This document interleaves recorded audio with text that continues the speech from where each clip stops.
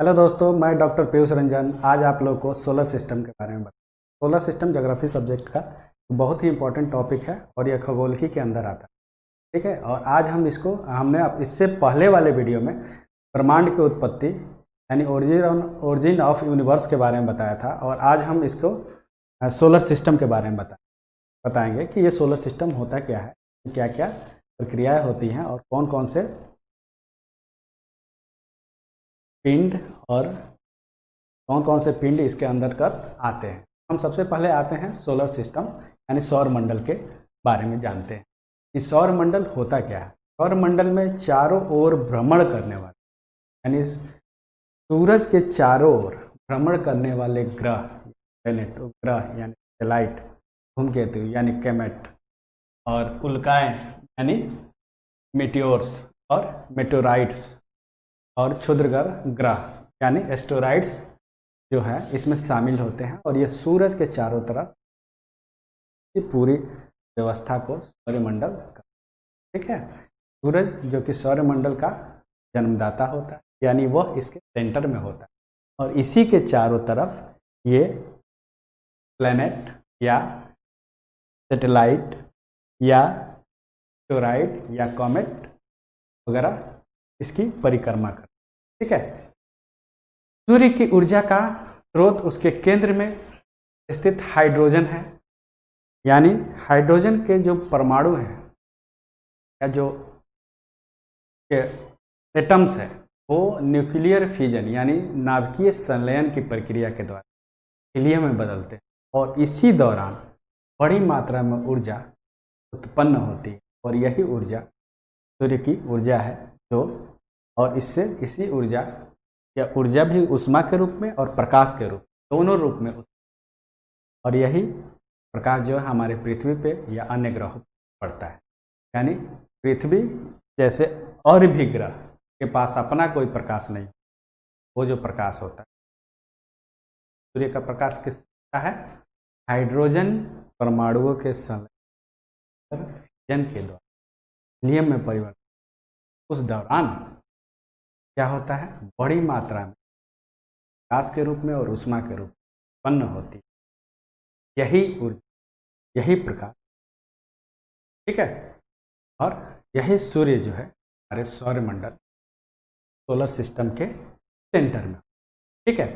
अब हम सूर्य की संरचना को देखें, इसके स्ट्रक्चर को देखें, हम क्या देखते हैं, अगर इसके रासायनिक संगठन को देखते हैं कि इसमें लगभग अपने सूर्य के स्ट्रक्चर को हम इसमें देखते हैं, या इसमें 71% और लगभग 26.5% 71% हाइड्रोजन है और 26.5% और बाकी के 2.5% मतलब 71% के आसपास है, और 6.5% के आसपास हीलियम है, लगभग 2.5% अन्य तत्व यानी हाइड्रोजन और हीलियम के अलावा भी अन्य तरह के एलिमेंट इसमें पाए जाते हैं, कार्बन या नियोन आदि, ठीक है। एक चीज़ और हमने जब ब्रह्मांड की उत्पत्ति के वाले वीडियो में बताया था कि ब्रह्मांड की उत्पत्ति के समय जब ये सूर्य का निर्माण हुआ, तो इस निर्माण के दौरान हमने ये बताया था कि तारे तीन, अगर उसके फेज को उम्र के हिसाब से देखें तो तारे 3 प्रकार के उम्र के होते हैं, जिसमें हमारा तारा जो है यह युवा तारा का अवस्था वाला तारा है, यानी इसका उम्र जो है लगभग 10 बिलियन वर्ष है, और उसमें से यह लगभग 5 बिलियन वर्ष बिता चुका है, यानी यह अभी युवा अवस्था में है। और युवा अवस्था में जो तारे होते हैं उसमें मैंने बताया था कि हाइड्रोजन लगभग 70 से 70% होता है, हीलियम लगभग 26 से 27। तो इस प्रकार हम क्या देख रहे हैं कि हमारा जो सूर्य है वह युवा अवस्था, ठीक है। और इसके साथ साथ हम 1-2 बातें और भी इसके साथ जानेंगे कि इससे जुड़ा हुआ एक और कंसेप्ट है, वह है प्रकाश मंडल, ठीक है। इस प्रकाश मंडल में क्या देखते हैं, प्रकाश मंडल को इंग्लिश में फोटोस्फीयर, प्रकाश मंडल को इंग्लिश में फोटोस्फीयर कहते हैं, यानी प्रकाश मंडल, ठीक है। सूर्य का वह भाग जो हमें आंखों से दिखाई दे, इसे क्या कहते हैं? प्रकाश मंडल या फोटोस्फीयर। ठीक है। और सूर्य का जो बाह्य भाग होता है, जो केवल सूर्य ग्रहण के समय दिखाई देता है, तो क्या बोलते हैं? कोरोना बोलते हैं। क्या बोलते हैं? कोरोना। यानी आप जब सूर्य ग्रहण के समय देखते हैं कैसे सूरज के सामने जब कोई पिंड, यानी अगर देखें चंद्रमा आ जाता है, तो चंद्रमा उसके सामने आ जाने के चलते हम सूरज को डायरेक्टली नहीं देख पाते, और पूरी तरह से जब वो ढक जाता है तो हम देखते हैं कि चंद्रमा के पीछे एक उजाले वाली रोशनी दिखती है। ठीक है, जो उसके चारों तरफ दिखती है, लेकिन ये नहीं दिखती है कि वो कहाँ से आ रहा है।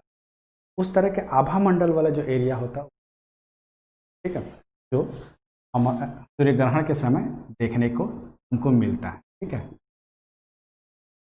तो सूर्य ग्रहण को सोलर इक्लिप्स कहा जाता है। ये जब हम मोशन ऑफ अर्थ पढ़ाएंगे में इसको सूर्य ग्रहण को, चंद्र ग्रहण को डिटेल में पढ़ा। ठीक है, तो अभी ये जान लीजिए कि ये कोरोना जो है सूर्य का बाह्य भाग का पार्ट होता है, जो सूर्य ग्रहण के समय दिखाई देता है। ठीक है, तो इसको कोरोना कहते हैं, या किरीट भी इसको कहा जाता है। ठीक है, दूसरा जो बात टॉपिक है वो है सोलर फ्लेयर्स, यानी सौर ज्वाला।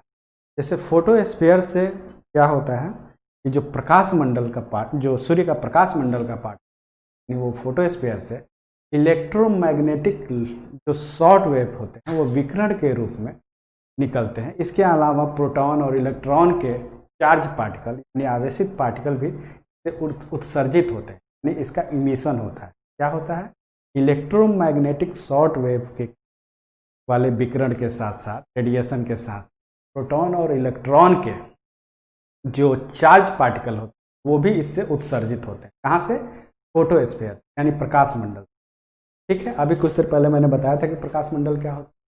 ठीक है, उससे जो ये पार्टिकल उत्सर्जित होते हैं, कभी कभी ये बड़े पैमाने पे सूर्य के गुरुत्वाकर्षण बल के बाहर चले जाते हैं, और इसे ही क्या कहते हैं? जब ये सूर्य के गुरुत्वाकर्षण बल के बाहर चले जाते हैं तो इसे ही क्या कहते हैं? सोलर फ्लेयर कहते हैं। सोलर फ्लेयर्स कहते हैं, यानी सौर ज्वाला कहते हैं। ठीक है, ये सौर ज्वाला है, यानी ये अब क्या होते हैं? Charge particle. मैंने बताया कि यह इलेक्ट्रॉन और प्रोटॉन के चार्ज पार्टिकल। ये चार्ज पार्टिकल जब पृथ्वी के वायुमंडल में प्रवेश करते तो पृथ्वी के चुंबकीय क्षेत्र द्वारा ध्रुवों की ओर विक्षेपित हो जाता है। ठीक है, ध्रुवों पे क्या विक्षेपण हो जाता है, डिफ्लेक्ट हो जाते हैं, और हवा के कणों से टकरा यह रंगीन प्रकाश उत्पन्न। कहाँ? ये ध्रुवों की तरफ। ठीक है, जिसे उत्तरी ध्रुव और दक्षिणी ध्रुव पर इसको आराम से देखा जाता है।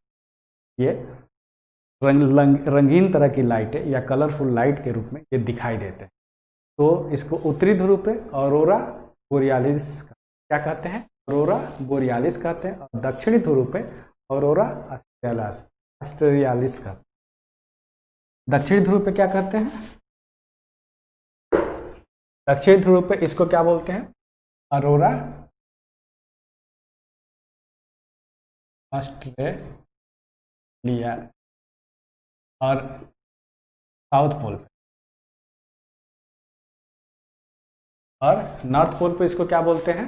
Aurora borealis. ठीक है, अब तीसरा होता है सन स्पॉट। क्या होता है? सन स्पॉट क्या होता है? सन स्पॉट ये होता है कि सौर ज्वाला जहाँ से निकलती है, अभी मैंने जो सौर ज्वाला बताया, सौर ज्वाला जहाँ से निकलती है वहाँ काले धब्बे से दिखाई, इसे ही सौर कलंक या सौर सन स्पॉट का। एक चीज़ आप जान लीजिए कि जो सूर्य का टेम्परेचर होता है, ताप होता है, वो इसके सरफेस से लेके सेंटर की तरफ तेजी से बढ़ता है। यहाँ इसका टेम्परेचर सरफेस पे लगभग 6000 डिग्री सेल्सियस एवरेज, और वहीं यहाँ लगभग 1.5 crore degree Celsius, 1.5 crore degree Celsius, यानी इसके सेंटर पे इसका टेम्परेचर काफ़ी ज़्यादा हाई होता है। तो हम क्या देखते हैं, ये जो सेंटर पे, जो सरफेस पे जो टेम्परेचर होता है, वो टेम्परेचर कई बार घटता भी है और बढ़ता है। यानी इसका जो एवरेज होता है वो लगभग 4000 डिग्री सेल्सियस से लेके 8000 डिग्री सेल्सियस के बीच होता है। तो जब ये एवरेज अपने टेम्परेचर से नीचे जाता है तो यहाँ क्या होता है, हीलियम का संलयन स्लो हो जाता है, यानी वहाँ जितनी चमक होती है उससे चमक थोड़ी धीमी हो जाती है, क्योंकि वहाँ जो नाभिकीय संलयन होता है वो स्लो पड़ जाता है, यानी वहाँ हाइड्रोजन से हीलियम बनने की प्रक्रिया थोड़ी स्लो हो जाती है। इसीलिए वहाँ का टेम्परेचर लगभग 4000 डिग्री सेल्सियस तक चला, जो कि पहले 6000 डिग्री सेल्सियस। इसीलिए वहाँ टेम्परेचर कम होने के चलते वो पार्ट थोड़ा कम चमकीला हो जाता है, इसीलिए वो एक स्पॉट, ब्लैक स्पॉट की तरह दिखता है, और इसी को हम क्या कहते हैं, स्पॉट या सौर कलंक कहते हैं। और जब ये काफ़ी तेज हो जाता है, अगर 8000 तक, ये और ज़्यादा चमकने लगता है। ठीक है, ये सूर्य, ये सन स्पॉट जो होता है, ये सूर्य का अगर सतह का टेम्परेचर देखें जो लगभग 6000 डिग्री, अगर उससे कम हो जाए 4000 डिग्री से, तो ये क्या होता है, अपेक्षाकृत ठंडा भाग हो जाता है, और सौर कलंक जो है प्रबल चुंबकीय विकिरण भी उत्सर्जित करता है, जो पृथ्वी के बेतार संरचना के को बाधित करता है। इससे रेडियो प्रसारण, रेडियो के ट्रांजिशन वगैरह में आते, ठीक है, इसी को क्या कहते हैं, radio fade out. Radio fade out क्या कहते हैं, इसको रेडियो फेड आउट करते हैं। रेडियो फेड आउट ये कैसे होता है, जब सन स्पॉट की प्रक्रिया होती है। सन स्पॉट की प्रक्रिया के दौरान क्या होता है, प्रबल चुंबकीय तरंगों का विकिरण का उत्सर्जन होता है। मतलब क्या होता है, जो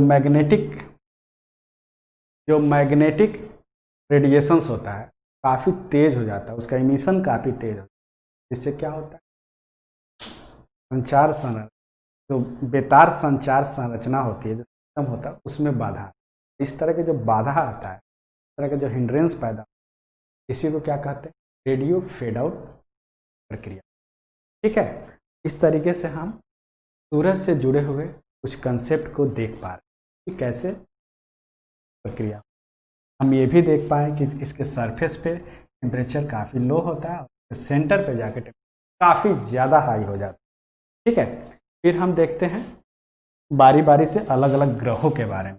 तो हम क्या देखते हैं कि सन जो है, यानी हमारा जो सूर्य है, इस सूर्य का जो इस सबसे नज़दीक का जो ग्रह है वो कौन है, मर्क्यूरी, यानी, ठीक है, ये मर्क्यूरी, उसके बाद क्या है, शुक्र है यानी वेनस है, तीसरे नंबर पे आता है हमारा अर्थ, ये हमारी पृथ्वी, चौथे नंबर पे आता है मार्स, और पांचवें नंबर पे आता है जुपिटर। लेकिन एक बात और जान लीजिए कि मार्स और जुपिटर के बीच में कुछ इस तरह के छोटे छोटे अरबों पिंड इसमें गति करते हुए देखते होते हैं, टोरॉइड या क्षुद्र ग्रह, तो अवांतर ग्रह भी क्या कहते हैं, क्षुद्र ग्रह या अवांतर ग्रह भी, इंग्लिश में इसको टोरॉइड, तो क्या कहते हैं, इंग्लिश में इसको टोरॉइड्स कहते हैं। ठीक है, फिर बृहस्पति के बाद क्या आता है, शनि, सन कहते हैं,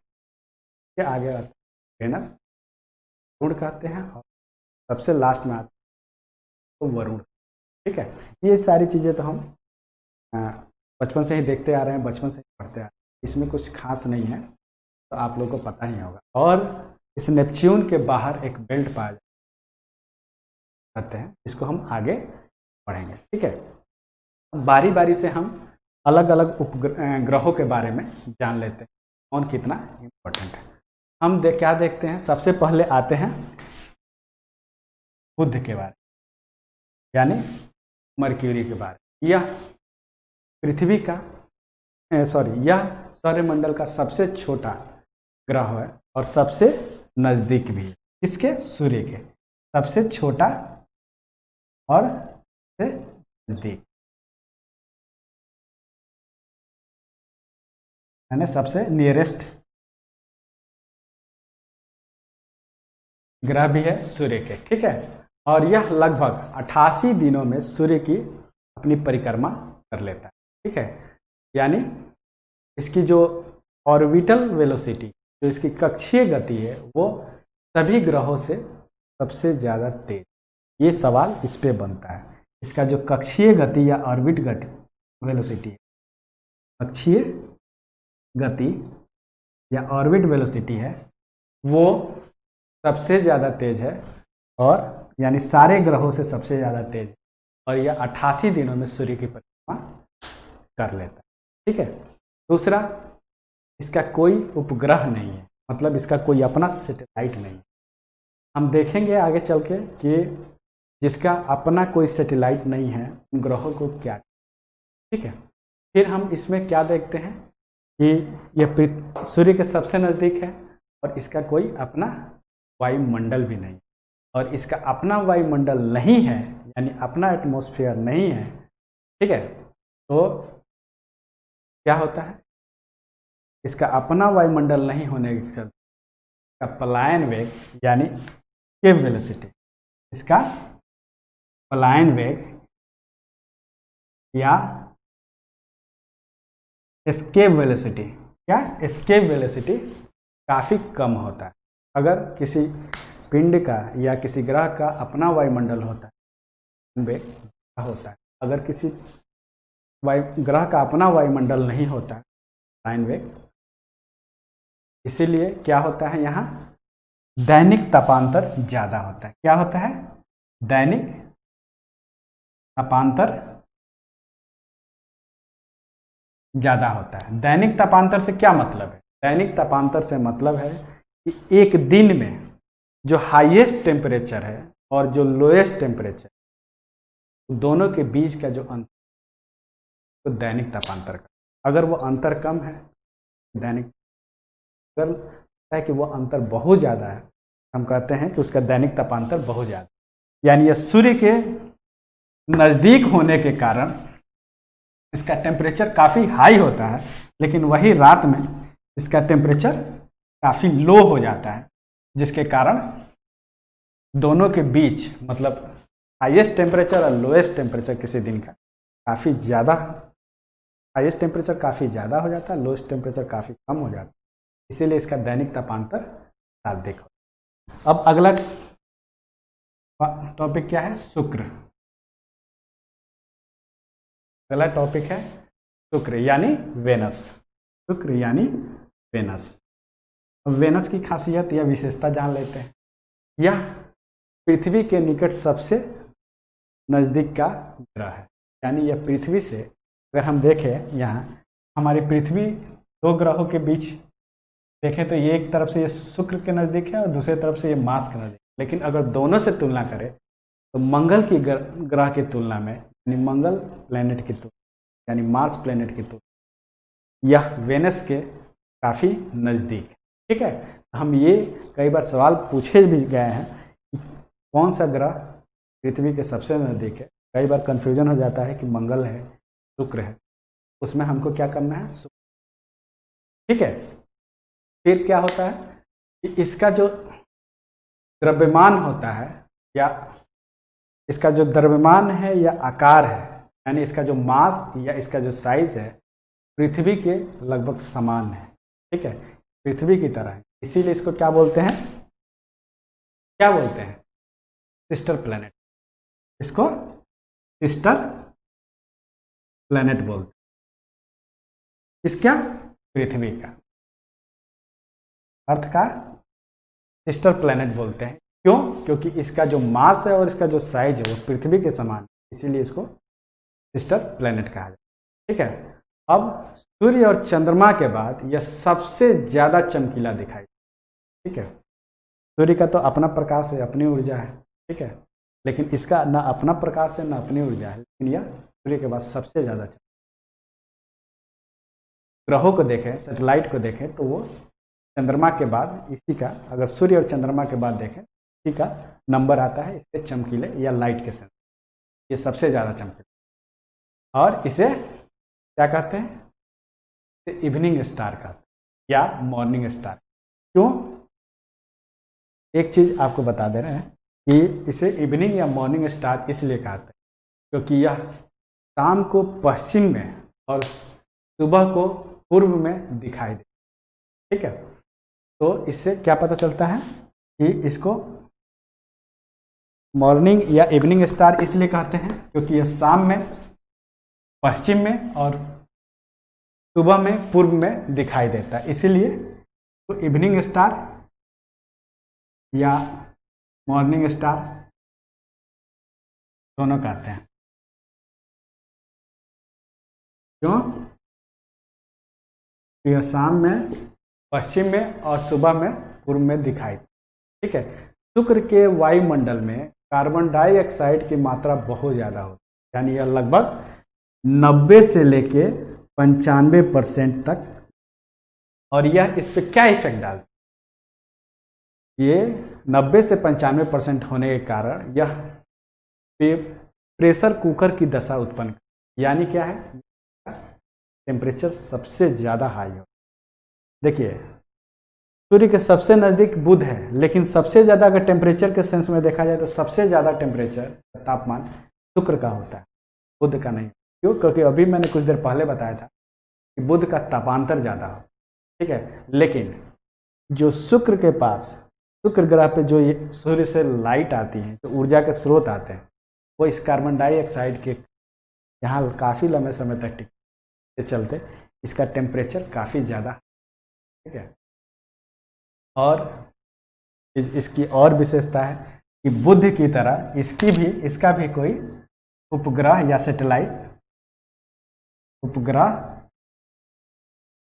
या सैटेलाइट, और यही कारण है कि बुध और शुक्र को निकृष्ट ग्रह या इन्फीरियर प्लैनेट कहा जाता है। क्यों? बुध और शुक्र को यानी मरकरी और वेनस को अपना कोई सैटेलाइट नहीं होने, ग्रह नहीं होने के कारण तो क्या कहा जाता है, निकृष्ट ग्रह या इन्फीरियर प्लैनेट कहा।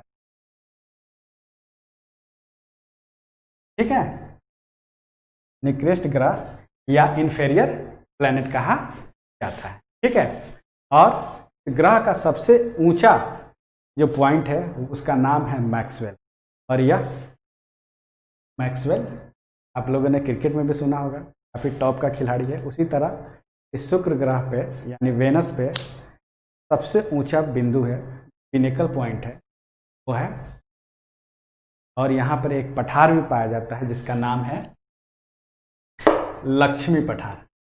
नाम है लक्ष्मी, यानी शुक्र के पर दो चीज़ें हमको ध्यान रखनी होगी, एक मैक्सवेल जो इसका सबसे ऊंचा सर्वोच्च बिंदु है, और दूसरा यहाँ एक पठार पाया जाता है, नाम लक्ष्मी पठार।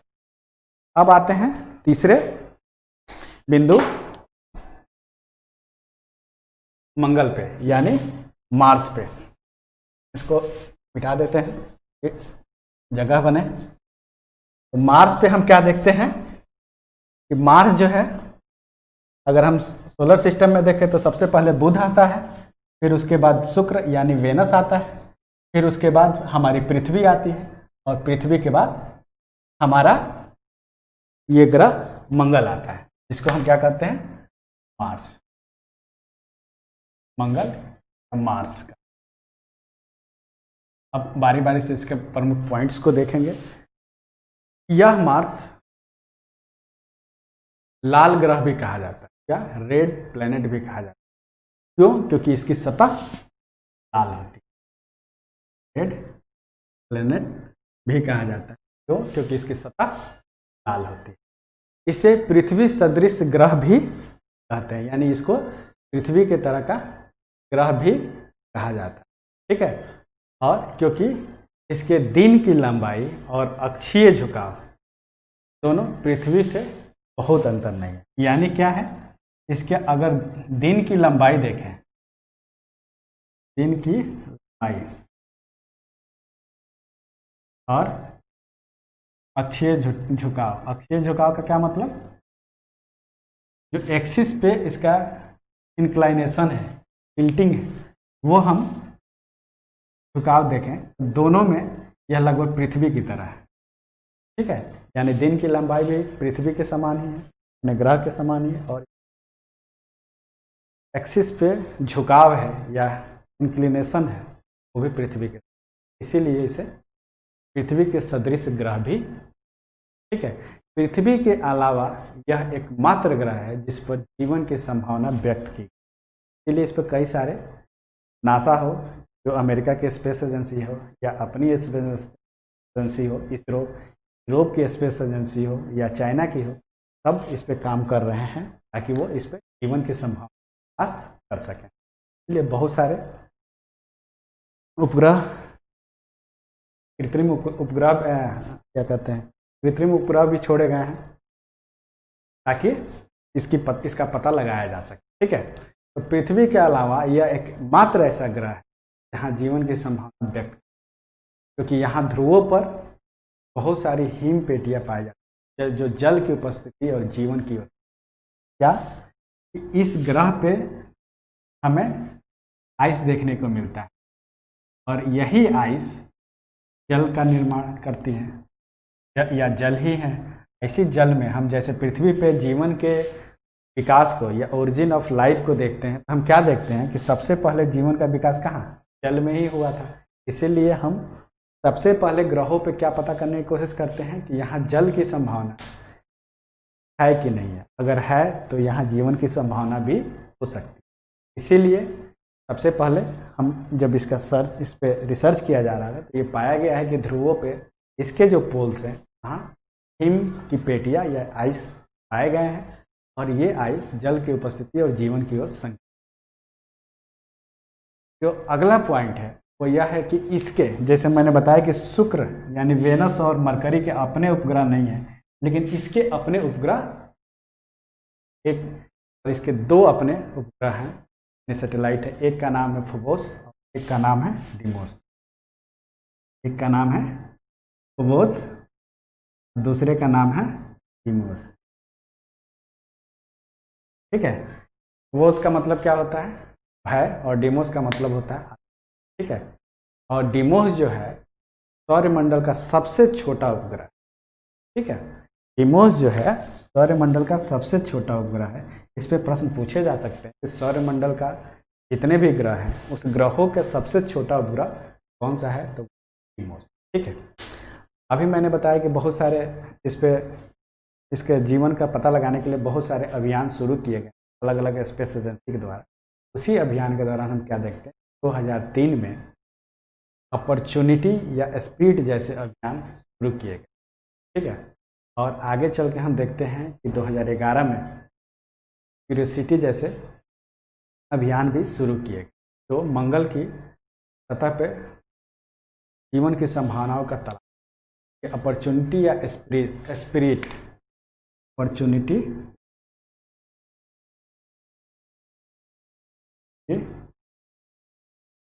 स्पिरिट,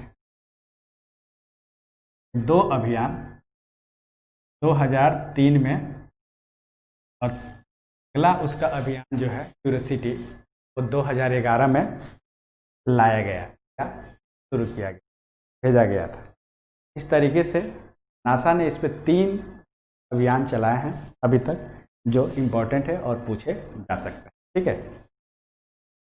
और इसके आगे हम क्या देखते हैं कि हमारा अपना देश भी मार्स पे अपना उपग्रह सैटेलाइट भेज चुका है, मंगलयान कहते हैं, जो 2014 में भेजा गया था। 2014 में मंगलयान भेजा गया था, ठीक है। और इससे जुड़ा हुआ एक रिकॉर्ड भी है कि अपने पहले ही प्रयास में मंगल की कक्षा में मंगलयान को स्थापित किया, एक विश्व रिकॉर्ड, पहले ही प्रयास में ये सफलता मिली, जैसे कि सफलता और किसी देश को, ठीक है। ये कई बार सवाल पूछे भी गए हैं और पूछे। अगला हम देखते हैं कि मंगल के बाद कौन सा ग्रह आ रहा था, मंगल के बाद क्षुद्र ग्रह आया, फिर क्षुद्र ग्रह के बाद बृहस्पति आया। तो सबसे पहले हम बड़े जो प्रमुख ग्रह हैं उसको देख लेते हैं, फिर बाद में क्षुद्र ग्रह को देख लेंगे। तो जो अगला आया वो आया बृहस्पति या जुपिटर। इस जुपिटर की क्या खासियत है, यह जुपिटर सौरमंडल का सबसे बड़ा ग्रह है और इसको पीला ग्रह भी कहते हैं, यानी येलो प्लैनेट भी कहते हैं। और इसके काफ़ी सारे उपग्रह हैं, जो अभी तक ये माना जा रहा है कि इसके ऊपर लगभग 50 से ऊपर ही है। ठीक है, और इसमें सबसे बड़ा जो उपग्रह है इसका वो है गैनीमेड। ठीक है, दूसरा कहें तो यूरोपा या अन्य बहुत सारे ग्रह हैं, इसमें हम क्या कहते हैं, गैनीमेड इसका सबसे बड़ा ग्रह है और यह लगभग कई ग्रहों के बराबर इसको कहा जा सकता है। ये इतना बड़ा साइज में है, लेकिन यह पृथ्वी का बृहस्पति का अपना उपग्रह है। दूसरा है यूरोपा, जो खास तौर से यही दो कई बार इस पे दोनों को पूछा गया है कि ये किसके उपग्रह हैं, तो आपको ये ध्यान रखना है कि ये किसके। ठीक है, दूसरा, इसके वायुमंडल में हाइड्रोजन, हीलियम, मीथेन और अमोनिया जैसे गैसें पाई जाती। ठीक है, इसमें हाइड्रोजन, हीलियम, मीथेन और अमोनिया जैसी गैस, ये गैसें ज़्यादा पाए जाने के आकार तो बहुत बड़ा होता है, लेकिन इसकी जो डेंसिटी होती है काफ़ी कम। ठीक है, तो यानी ये आकार में बड़ा होता है लेकिन डेंसिटी में हल्का। यह तारा और ग्रह दोनों का गुण रखता है। क्यों? कि इसके पास खुद का अपना रेडियो एक्टिव एनर्जी होता है। रेडियो एनर्जी कहिए, रेडियो एक्टिव एनर्जी होता है। ठीक है, इस दौरान क्या होता है, इसे तारा के समान भी कहा जाता है।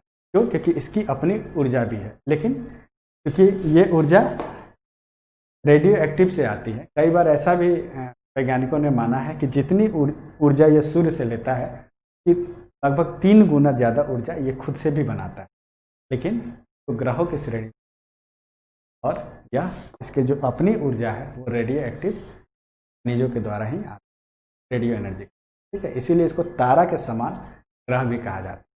ठीक है, बृहस्पति का एक दूसरा नाम भी है जिसको क्या कहते हैं, मास्टर ऑफ गॉड का, क्या कहते हैं, मास्टर ऑफ। और इसका जो उपग्रह है, उपग्रहों की संख्या लगभग मैंने बताया 50 से ज़्यादा है, लगभग 67 सैटेलाइट है। ठीक है, 67 सैटेलाइट है। ठीक है, अगला हम आते हैं शनि या सैटर्न ग्रह पे। किस पे? शनि या सैटर्न ग्रह पे हम क्या देखते हैं, शनि ग्रह जो है वह बृहस्पति के बाद आता है। शनि बृहस्पति के बाद आता है और यह सौरमंडल का दूसरा सबसे बड़ा ग्रह, यानी पहला क्या था, पहला था बृहस्पति, दूसरा है शनि। यह इस ग्रह के चारों ओर एक रिंग या छल्ला पाया जाता है। जैसे यह ग्रह है तो चारों ओर एक रिंग या छल्ला पाया जाता है। अगर 2 डायमेंशन में देखें तो कोई गोल चीज़ के चारों तरफ एक तरह का छल्ला या रिंग पाया जाता है। ठीक है, और यह जो छल्ला होता है ये छोटे छोटे कणों से मिलकर बनता है। सामूहिक रूप से गुरुत्वाकर्षण के कारण परिक्रमा, यानी जो शनि ग्रह यानी जो सैटर्न ग्रह है उसका अपना ग्रेविटेशनल फोर्स है, और उस फोर्स के कारण यह जो छोटे छोटे कण हैं जो छल्ले के रूप में इसके चारों तरफ के कारण होता है, कि इसके अपना शनि का अपना जो गुरुत्वाकर्षण के कारण यह ग्रह परिक्रमा, इसको शनि को गैसों का गोला भी कहा जाता है। और यह भी ग्रह पीले तारे के समान, अब यह भी बृहस्पति की तरह येलो प्लैनेट की तरह होता है। और इसके जो उपग्रहों की संख्या है जो अभी लगभग 60 से 62 है, यानी ग्रहों की संख्या अभी जो रिकॉर्डेड है वो 60 से 62 है। और यह पीले ग्रह है और यह तो गैसों का गोला, क्यों? क्योंकि इसमें गैस ज़्यादा, तत्व कम पाए, इसलिए इसकी डेंसिटी भी, इस ग्रह की डेंसिटी भी बाकी के जो छोटे ग्रह हैं उसकी तुलना में कम है। ठीक है, बृहस्पति के बाद शनि सर्वाधिक उपग्रह रखता है। जैसे कि मैंने बताया कि बृहस्पति में 67 यानी 67 सैटेलाइट है, ऐसे ही इसके अपने 60 से 62 सैटेलाइट। इसमें सबसे प्रमुख है टाइटन या टिटान। ये इस पे सवाल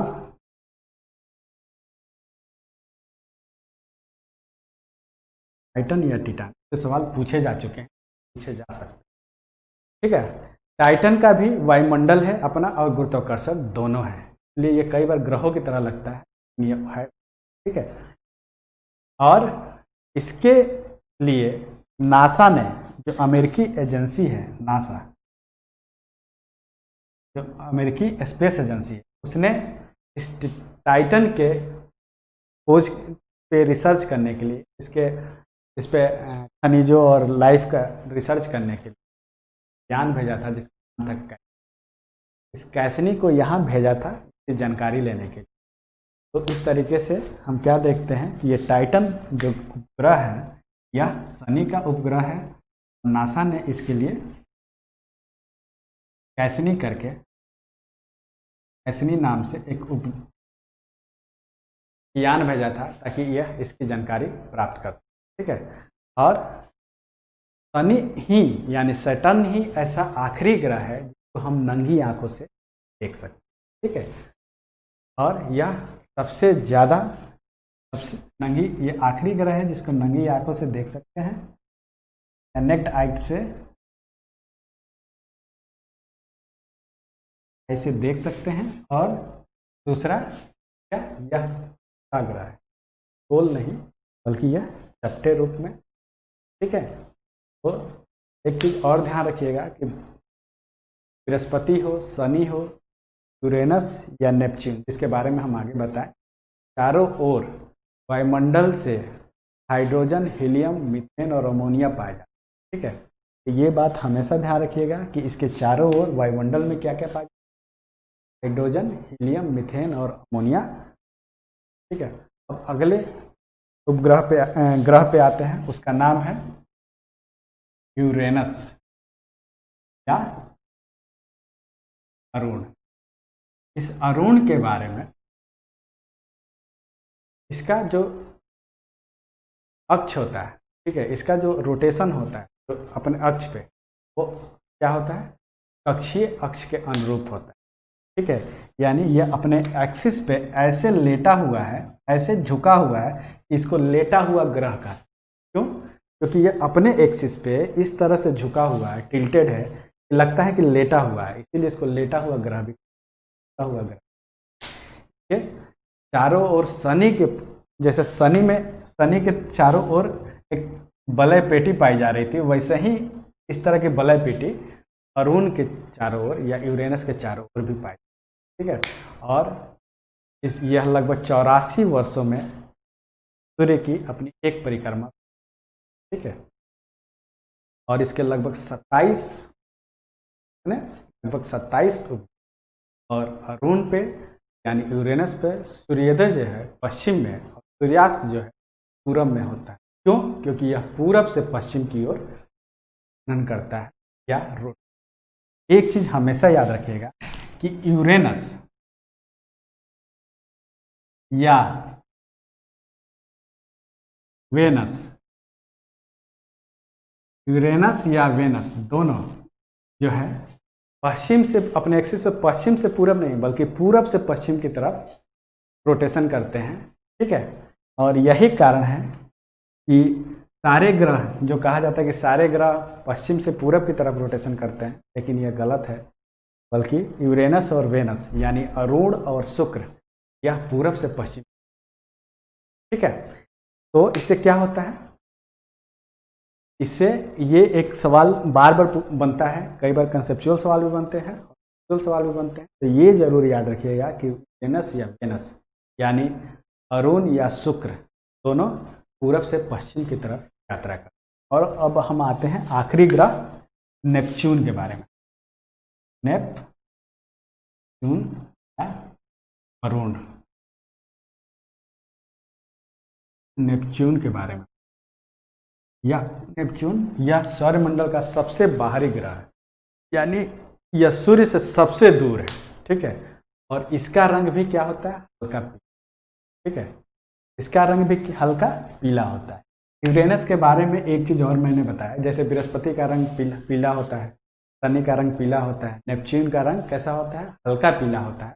वैसे ही मीथेन की अधिकता के कारण यूरेनस का रंग नीला हरा रंग होता है।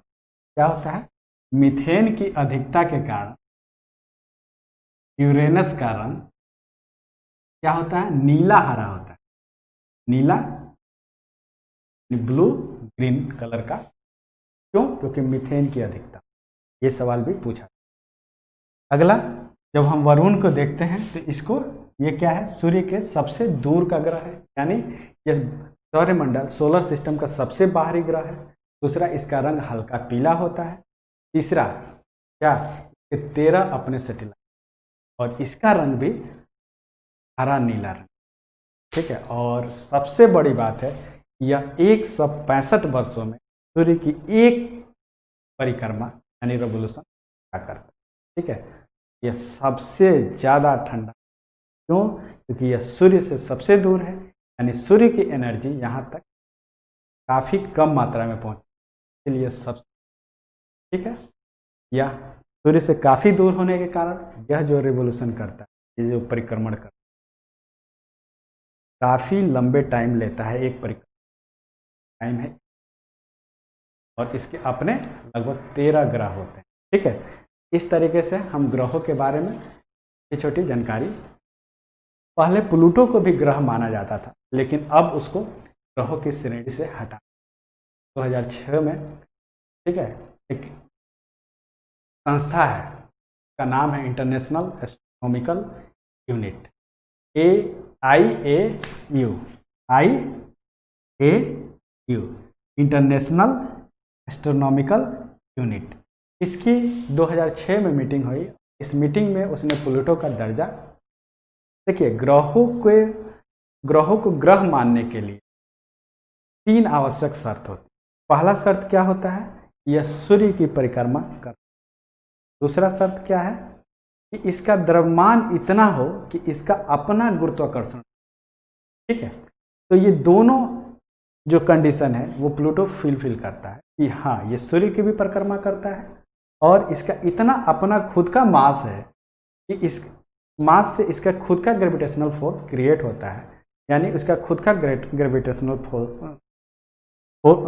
होता है, बल होता है, गुरुत्वाकर्षण बल होता है, और यह ठोस अवस्था में। और तीसरा जो कंडीशन है वह यह है कि इसका जो परिक्रमा पथ होता है, यानी जो रेवोल्यूशन ऑर्बिट होता है, वो किसी और के ग्रह के रेवोल्यूशन ऑर्बिट से कभी क्रॉस या कट नहीं करना, माने एक दूसरे को क्रॉस या काटना नहीं चाहिए। जबकि ये प्लूटो ये शर्त को पूरा नहीं करता। यह अपने जस्ट पहले वाले जो वरुण उपग्रह है या नेपच्यून उपग्रह है, उसके परिपथ को, उसके जो मूविंग पथ है, जो ऑर्बिट है, उसको काटता है। इसीलिए इसको, ये तीसरे शर्त को पूरा नहीं करता, इसीलिए इसको ग्रहों की श्रेणी से हटा दिया। ठीक है, तो इस प्रकार से हम अलग अलग ग्रहों को देख पाते।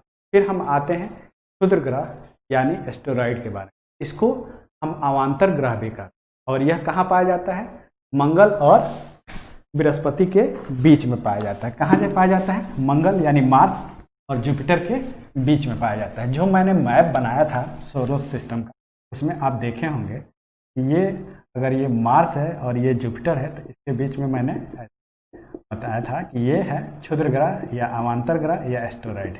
ठीक है, ये इसकी संख्या अरबों में है। कितनी है, अरबों में। ठीक है, और यह अपेक्षाकृत छोटे छोटे पिंड होते हैं। और इसकी उत्पत्ति कैसे हुई है, ग्रहों के विस्फोट के पश्चात जो छोटे छोटे टुकड़े बने, यही टुकड़े इसके चारों तरफ मूव करते रहते हैं, इसको क्षुद्र ग्रह या अवांतर। ठीक है, एक चीज और भी महत्वपूर्ण है, इस सूर्य से दूरी के अनुसार अगर हम देखें तो सबसे पहले बुध आता है, फिर शुक्र आता है, वेनस, फिर पृथ्वी आता है, फिर मंगल आता है, फिर बृहस्पति आता है, शनि आता है, फिर यूरेनस और फिर नेपच्यून। तो हम इस पे कई बार ऐसे सवाल भी बनते हैं कि सूर्य से दूरी के अनुसार ग्रहों को सजाएं, कौन सा सूर्य से नज़दीक है और फिर कौन उससे धीरे धीरे दूर होता है, या उल्टा भी सवाल आ जाता है कि कौन सबसे दूर है और कौन सबसे नज़दीक है। इस तरह से भी अरेंज करें, तो इस तरह के भी सवाल बनते। फिर दूसरा सवाल किस तरह का बनता है, आकार पे, सबसे बड़ा आकार वाला प्लैनेट है वो कौन है, सबसे छोटा कौन है। जैसे मैंने अभी बताया कि सबसे बड़ा आकार वाला जो प्लैनेट है वो बृहस्पति है, उसके बाद यूरेनस, फिर वरुण। ठीक है, फिर पृथ्वी आता है। अगर हम उल्टा चलें तो हम देखते हैं कि पहले बृहस्पति, फिर अरुण, फिर नेपच्यून आता है। सॉरी, पहले बृहस्पति, फिर शनि, फिर अरुण और फिर नेपच्यून आता है। यानी पहले जुपिटर, फिर सैटर्न, फिर यूरेनस और फिर नेपच्यून आता है। फिर इसके बाद हम उल्टा चलते हैं, इधर हम क्या देखते हैं, पहले आकार के अनुसार पृथ्वी आता है, फिर शुक्र आता है, फिर मंगल और फिर बुध आता है। अगर मास के हिसाब से देखें, मास के हिसाब से जो अगर डिसेंडिंग ऑर्डर में सेट करें या अरेंज करें तो देखते हैं सबसे ज़्यादा मास बृहस्पति। हाँ, डेंसिटी इसकी सबसे लो होती है, आकार में बहुत बड़ा होता है लेकिन डेंसिटी सबसे लो होती है। फिर शनि आता है, अगर मास के बेस पे देखें बृहस्पति शनि आता है। फिर क्या आता है, नेपच्यून आता है, फिर यूरेनस आता है, फिर उसके यानी हमारा अर्थ आता है। इस तरीके से भी सवाल बनते हैं, तो इसको भी हमको ध्यान में रखना है कि कैसे सूर्य से दूरी, डिस्टेंस के बेस पे सवाल पूछे जाते हैं, साइज के बेस पे इन ग्रहों को अरेंज करने के सवाल पूछे जाते हैं, या मास के बेस पे इन ग्रहों को डिसेंडिंग ऑर्डर में या अरेंज करने को लेकर।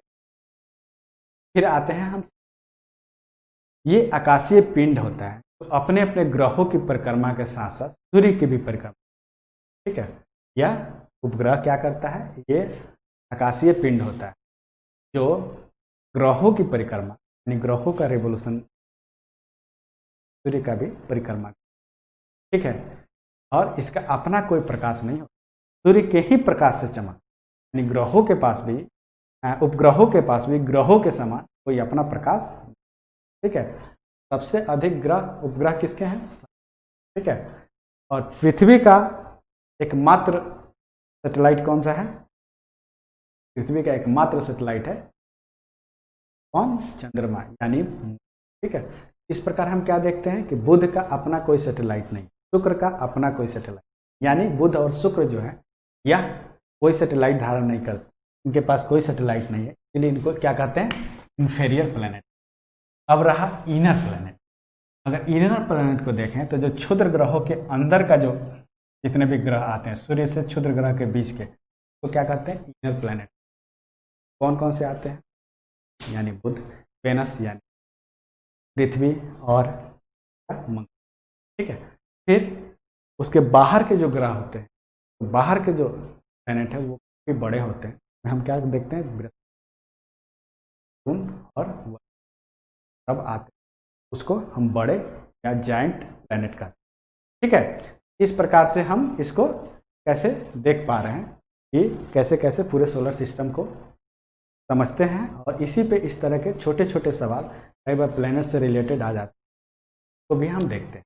फिर एक छोटा टॉपिक ये है कि उल्का और उल्कास्म क्या होता है, यानी मेट्रोर्स और शूटिंग स्टार।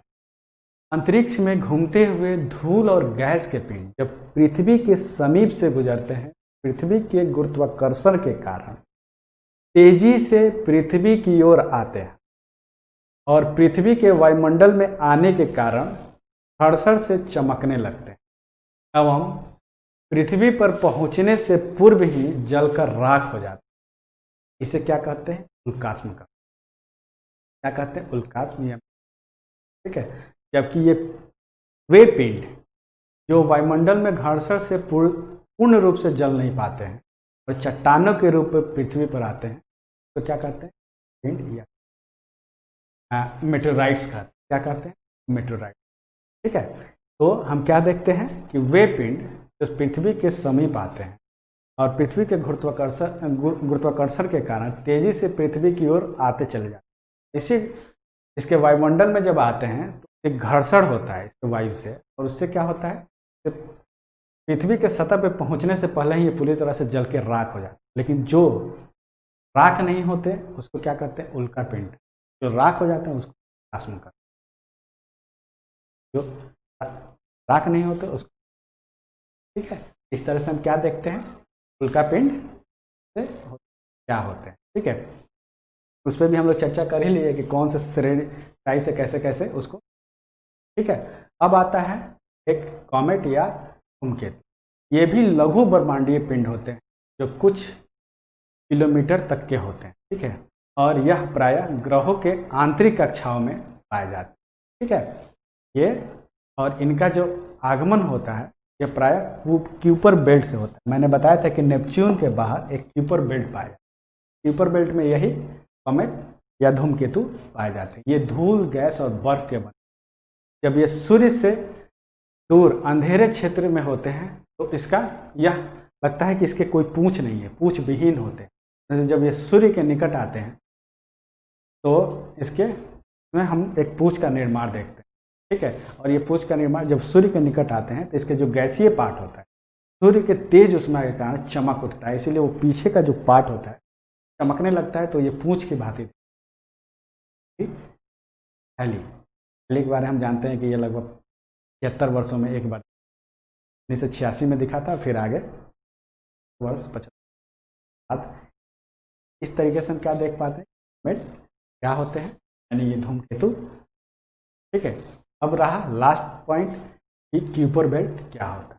वरुण जो होता है या नेपच्यून ग्रह के बाह्य क्षेत्र में क्षुद्र ग्रहों की एक विस्तृत पेटी होती है जो मंगल और बृहस्पति के जो कक्षा होता है उसी के समान होता है, यानी क्षुद्र ग्रहों की तुलना में लगभग 20 गुना ज़्यादा बड़ा पेटी होता है, ठीक है। और यह इसको जो ये वरुण के बाद की पेटी, इसको फिर मैंने बताया कि ये जो धूमकेतु आते हैं इसी तरह, इस तरीके से हम सौरमंडल के लगभग सारे कंसेप्ट को देख पा रहे हैं कौन सा क्या होता है, जिसमें हमने inferior planet, inner planet, outer planet और सन स्पॉट, सन फ्लेयर, सन और अलग अलग ग्रहों को देख पा रहे हैं कि ये अलग अलग ग्रह क्या होते हैं, उनकी क्या क्या विशेषताएं होती है। फिर क्षुद्र ग्रहों को देख प्रकार से ये आपका सोलर सिस्टम टॉपिक है कंप्लीट होता है। और इस तरह के मैंने कंसेप्ट बताया जिस तरह से क्वेश्चन पूछे जा सकते हैं, तो ध्यान रखिएगा कि कोई क्वेश्चन गलत ना हो, ठीक है। अगर आपको ये वीडियो पसंद आए तो प्लीज़ इसको लाइक करिए, सब्सक्राइब करिए और शेयर भी जरूर, ठीक है, ज़्यादा से ज़्यादा लोग